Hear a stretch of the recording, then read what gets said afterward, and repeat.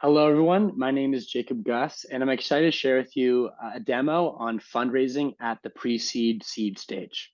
So my name is Jacob Gus, as I mentioned, and I'm the founder and CEO of Bold Move Beverages. We are a startup alcohol brand based in Austin, Texas, that combines cold brew coffee and aged whiskey to create a canned cocktail called Cold Brooze.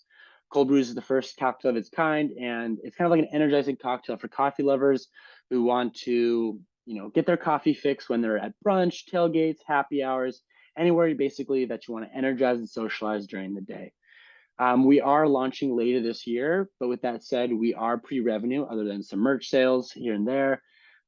So in terms of the ideal investor, we're primarily reaching out to people that know me, that know people on my team, or really like the consumer packaged good or alcohol industry and want to get in at the ground floor. So this includes friends and family, high net worth individuals, angels, angel networks, and pre-seed consumer packaged good investors. All else equal, ideally they'd be based in Austin, Texas. They'd invest in the consumer industry, and hopefully I know somebody that they know that can kind of vouch for me. So without further ado, I'll kind of jump into each of those three kind of target investors and how I go about reaching out to them. So let's share our screen here.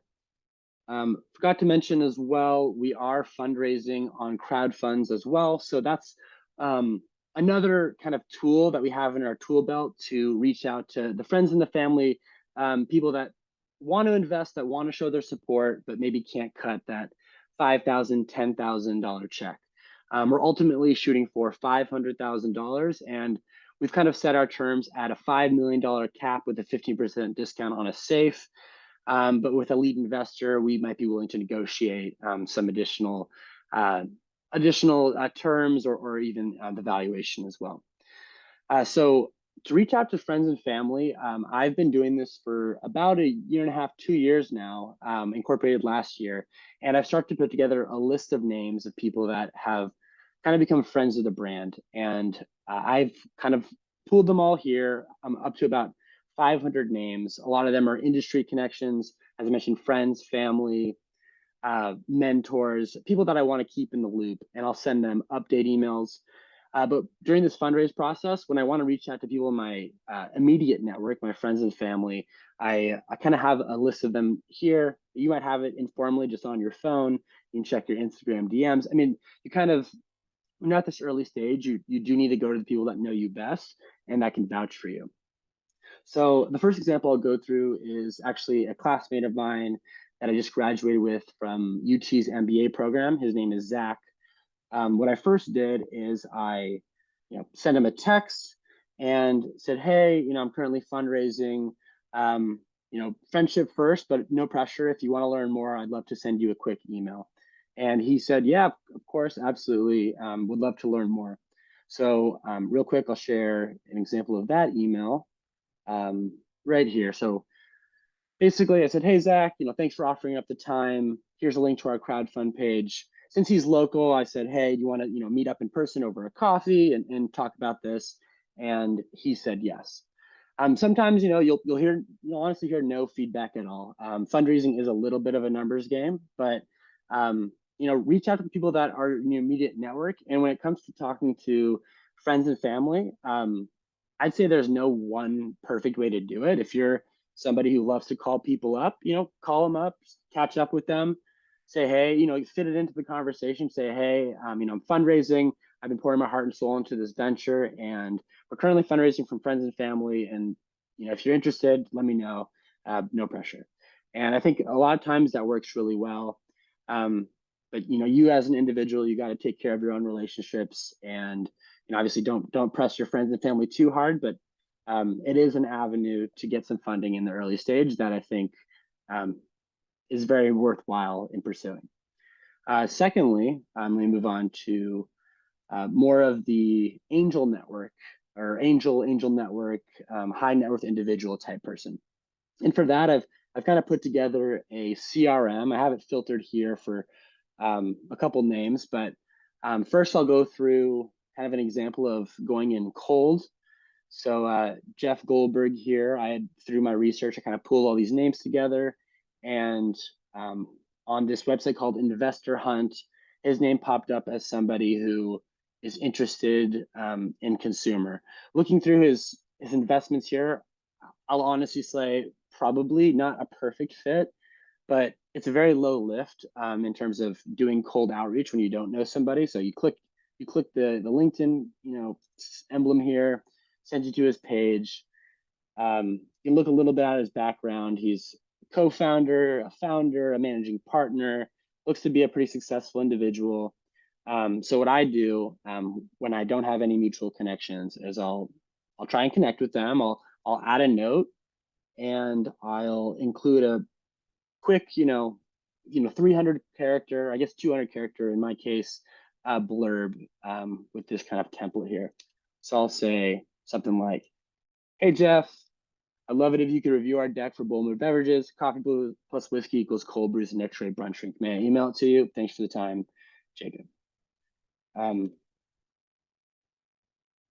and yeah, you'll be surprised. A lot more times than not, they'll accept. A lot of times they won't. And once I said, like I said before, it's a little bit of a numbers game. So it kind of comes with the territory, but you gotta get out there and really pound the pavement when it comes to fundraising. So I'll send this off right now, and then in the case of when they do accept you back, sometimes they'll accept you back and they'll say, "Yeah, great. Here's my email."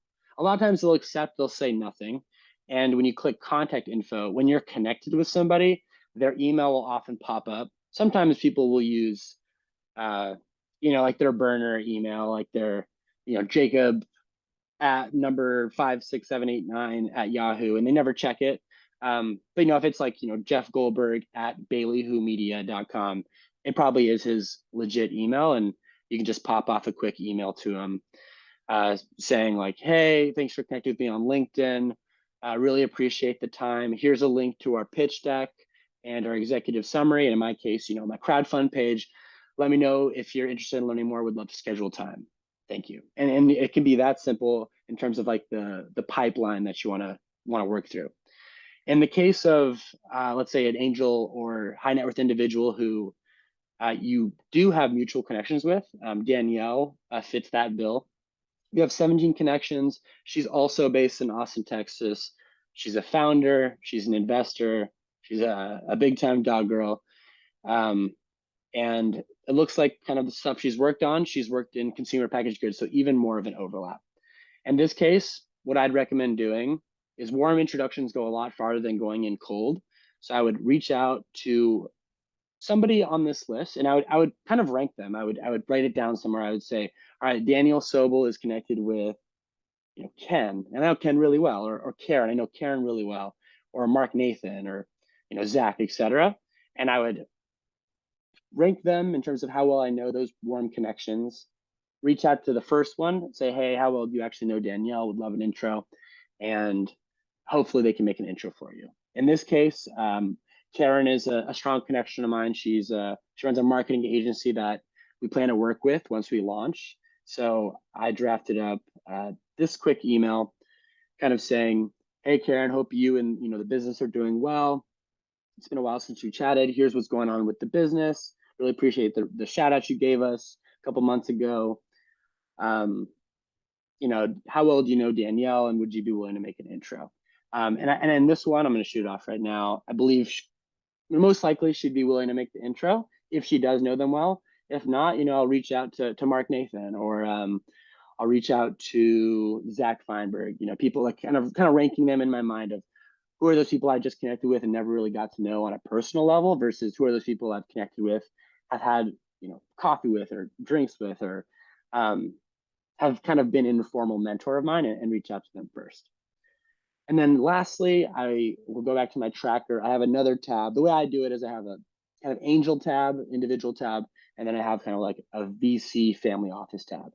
And similarly, I kind of have a bunch of columns and rows. I've pulled them all together. I'd recommend putting a bunch of names on a list. Let me turn this off. A bunch of names on a list, and then starting to comb through it and say, "Oh, I know a partner at Journey Capital," or I don't know the partner at Darko Capital, but my best friend is connected with one of the associates there. that sort of thing. Play that game a little bit. It's a lot of work. It's a lot of standing behind a computer, but um, it can definitely lead to some dividends down the line if you put in that legwork. So the example I'll go through is Barrel Ventures. Barrel Ventures is a consumer packaged good VC that invests in kind of the seed stage, sometimes pre-seed. I happen to be lucky enough to know somebody who knows somebody that has a Pitchbook login. So I might have to blur some stuff out here because I don't want to burn anybody. It's a pretty expensive subscription.